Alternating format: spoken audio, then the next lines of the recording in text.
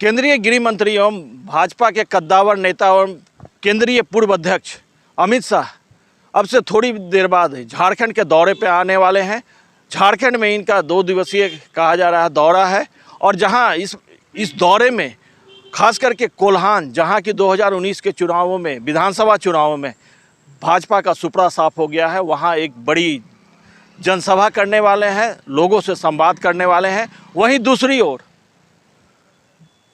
इस केंद्रीय गृह मंत्री के कार्यक्रम को लेकर जहां भाजपा उत्साहित है, भाजपा के प्रवक्ता प्रदीप सिन्हा ने अपने नेता के दौरे को लेकर के क्या कुछ कहा, सुनते हैं।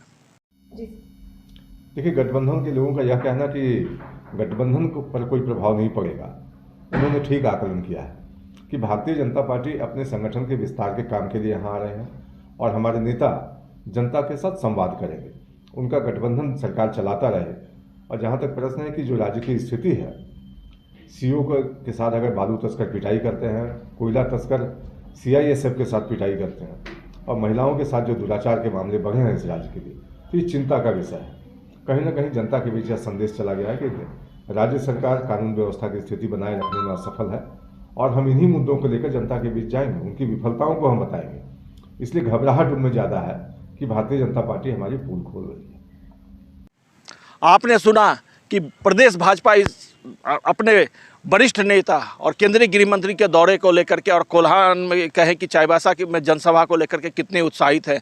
वहीं दूसरी ओर विपक्षियों में इसको लेकर के बेचैनियां बढ़ गई हैं, क्योंकि माना जा रहा है कि 2024 की चुनावों की तैयारी में जो भाजपा अब से ही जुट गई है और ख़ास करके कोल्हान में रैली करने का मतलब है कि कोल्हान की जनता से रूबरू होना। और कोल्हान चूँकि 2019 में जहां भाजपा पूरी तरह से पूरे विधानसभा सीटों पे कहें तो एक तरह से साफ हो गई थी, नेल्सन पे आउट हो गई थी, ऐसे में चाईबासा दौरे के कई मायने निकाले जा रहे हैं। आइए सुनते हैं कांग्रेस हो या JMM के जो प्रवक्ता हैं उन्होंने क्या कुछ कहा।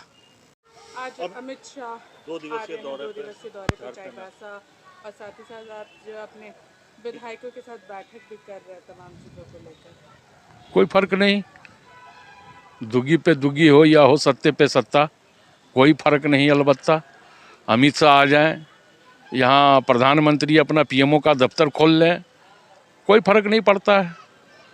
रूटीन वर्क है, वो आवें, भाषण दें, झूठ बोलें, जनता दिग्भ्रमित होने वाली नहीं है उनके झूठ से।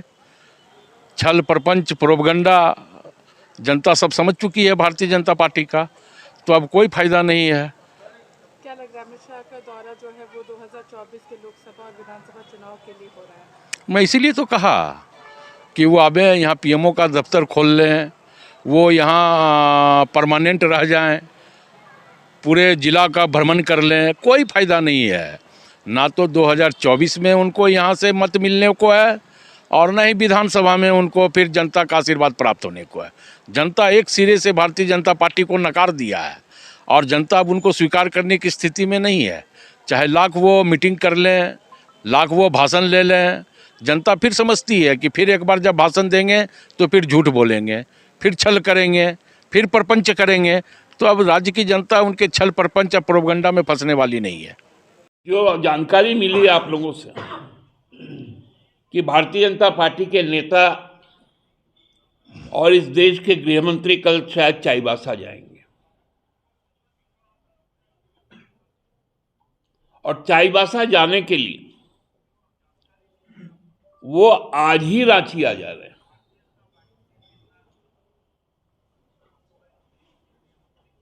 हमने भारतीय जनता पार्टी के एक बहुत बड़े नेता से पूछने का काम किया कि इतने व्यस्ततम कार्यक्रम के बीच में एक दिन पूर्व रांची आने का निर्णय क्यों लिया गया। तो हमारे उस मित्र ने मुझे कहा कि दादा आपको याद नहीं है, 2 दिसंबर को चुनाव प्रचार के क्रम में चक्रधरपुर में वो रांची आए थे, 11 बजे पहुंच गए थे, 11:30 से सभा होनी थी, 10-15 लोग भी नहीं जुटे थे। तब जाके 3:30 बजे लगभग बाजार से लेकर इधर उधर से लेकर जब 200-250 लोग जुटाए गए तब जाके वो मीटिंग किए और उसका नतीजा ये हुआ कि पूरा कोल्हान प्रमंडल से भारतीय जनता पार्टी विधानसभा में साफ हो गई। इसलिए हमारे नेता एक दिन पहले आ जा रहे हैं ताकि मॉनिटरिंग कर पाए रात भर में कि आदमी तो जुटा।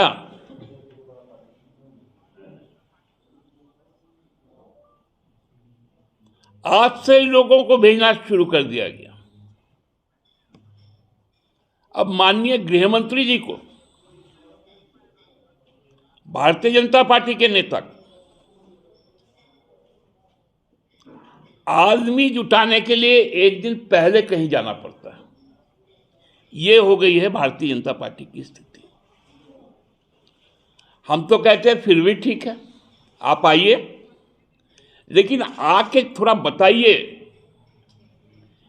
कि सरना धर्म कोड पर आपके सरकार की और आपके पार्टी की राय क्या है। 1932 के पहचान पर जैसा कि आपने सुना कि दोनों कांग्रेस के प्रवक्ता राकेश सिन्हा ने क्या कुछ कहा और जेएमएम के केंद्रीय महासचिव सुप्रियो भट्टाचार्य जी ने क्या कुछ कहा। सवाल वही है, जिस तरह से कांग्रेस ने सीधे लफ्जों में कहा कि चाहे यहाँ पीएमओ का ऑफिस खोल लें या कुछ भी कर लें, झारखंड की जनता ने बीजेपी को नकारा है 2019 में, फिर से 2024 में पूरी तरह से उन्हें नकारने का काम करेगी। तो आप बने रहिए रिपोर्टर पोस्ट के साथ। मैं आशुतोष कुमार।